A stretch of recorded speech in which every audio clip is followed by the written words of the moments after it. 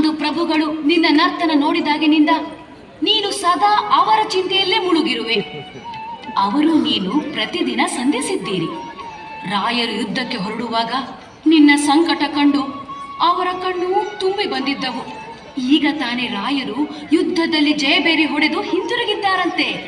ಇನ್ನೇನು ಬಂದಾರು, ಕಳವಳಬೇಕೆ? ಸೋಲೆ ಸೋಲೆ, ನನ್ನ ಕೃಷ್ಣ ನನಗೆ ಸಿಗೋನೇನೆ?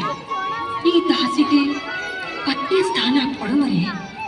ಆ ಭಾಗ್ಯ ನನ್ನದಾಗುವುದೇ?